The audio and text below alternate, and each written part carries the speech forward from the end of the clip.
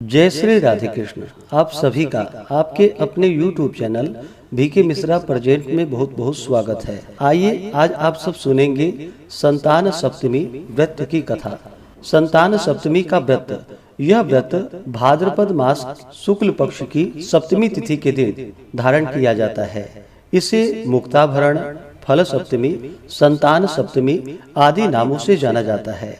यह व्रत भगवान शिव, माता पार्वती की प्रीति बढ़ाने वाला तथा पुत्र प्राप्ति के लिए, पुत्र की रक्षा के लिए इस व्रत को धारण किया जाता है।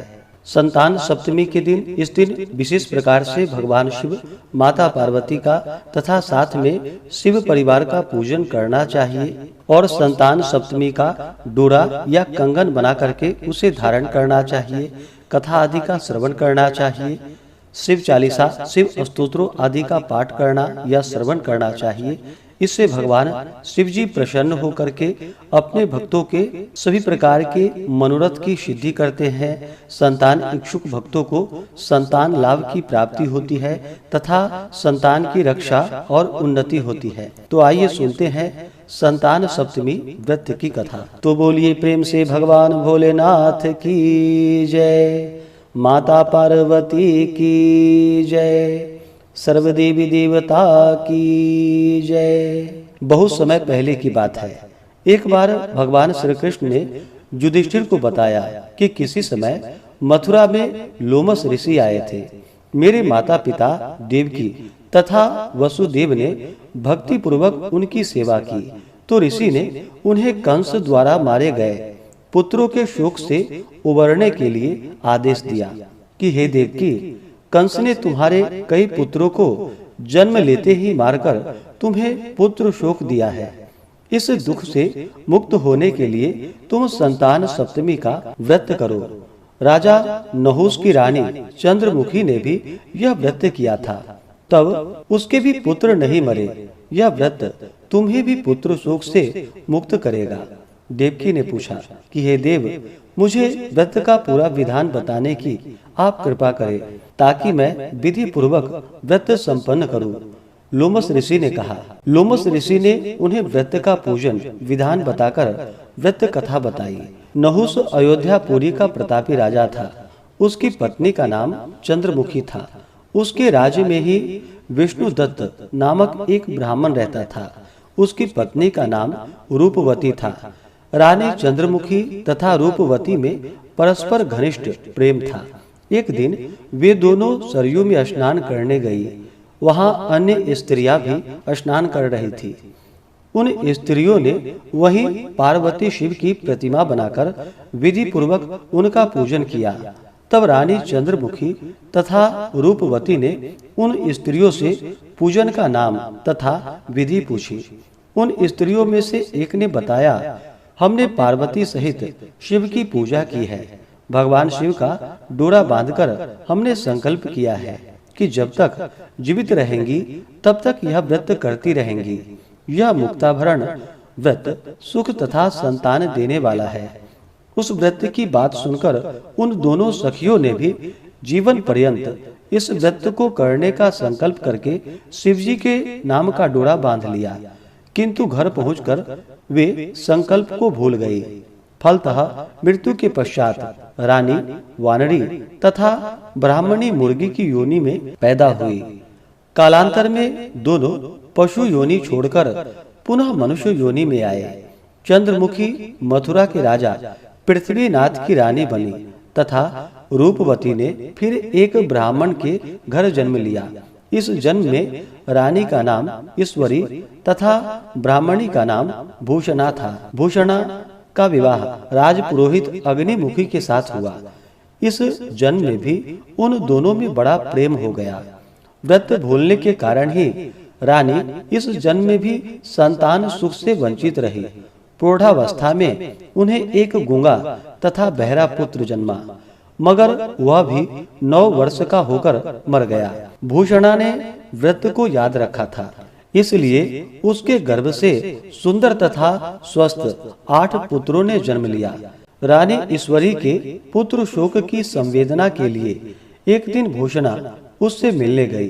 उसे देखते ही रानी के मन में डाह पैदा हुआ।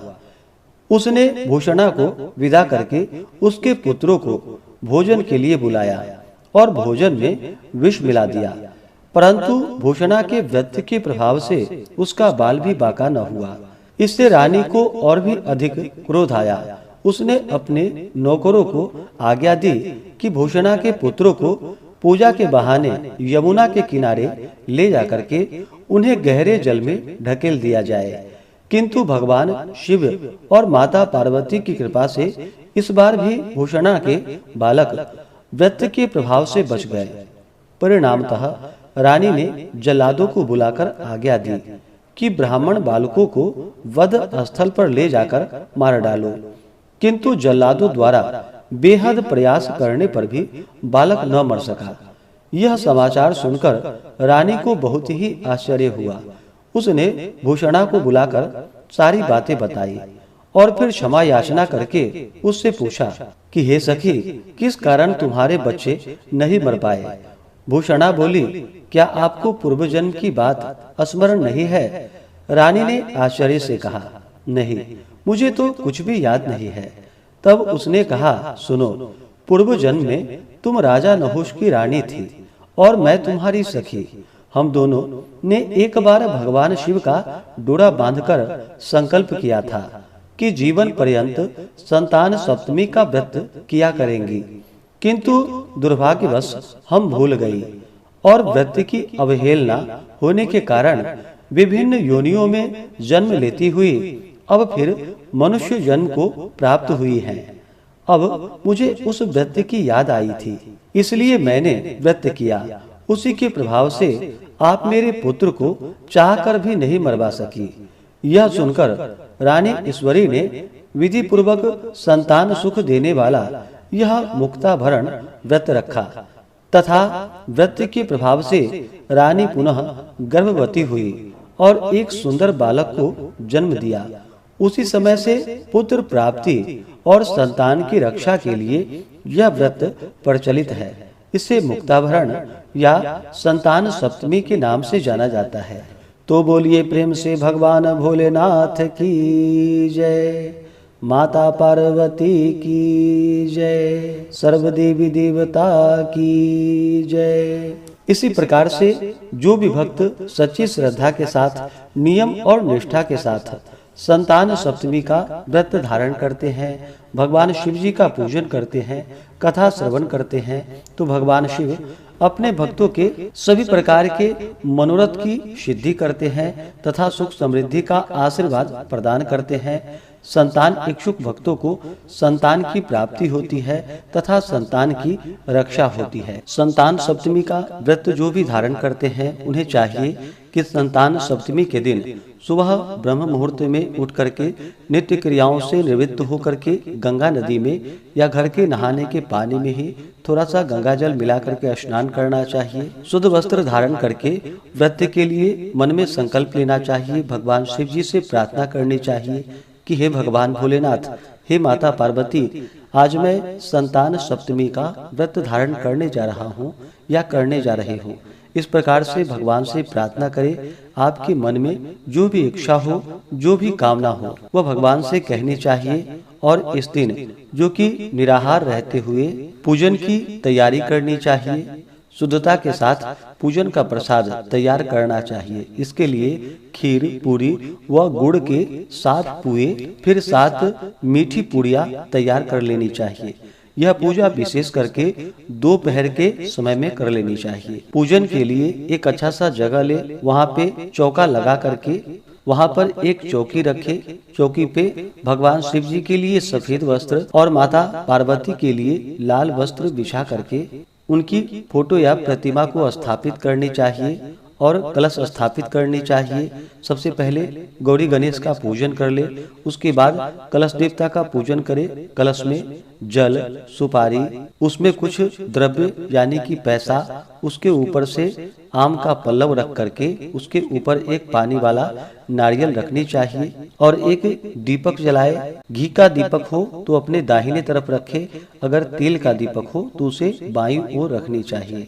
और फिर भगवान शिव माता पार्वती का पूरे विधि विधान के साथ पूजन करना चाहिए। भगवान का गंध, पुष्प, धूप, दीप आदि से पूजन करना चाहिए। माता पार्वती को सभी श्रृंगार की वस्तुएं अर्पित करनी चाहिए और 7 मीठी पूरी केले के पत्ते में बांध करके उसे पूजा में रख करके संतान की रक्षा व उन्नति के लिए प्रार्थना करनी चाहिए और संतान सप्तमी का डोरा या कलावा अर्पित करनी चाहिए। पूजा करते समय सूती का डोरा या चांदी की संतान सप्तमी की चूड़ी हाथ में पहननी चाहिए।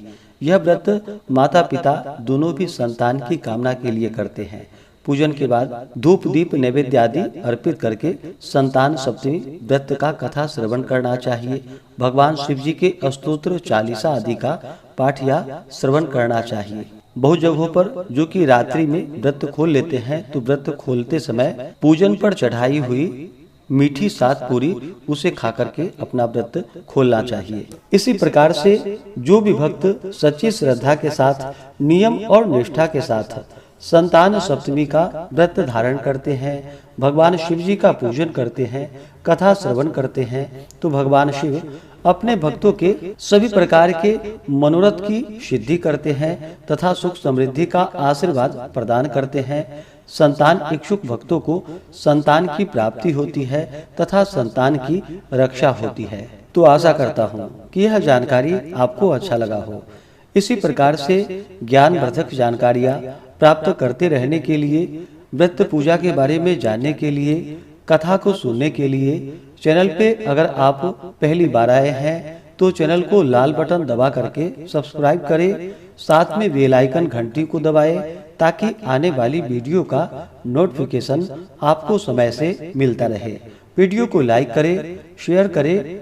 सुखी रहें और स्वस्थ रहें। भगवान शिव, माता पार्वती का कृपा आप सभी भक्तों पर सदा बना रहे।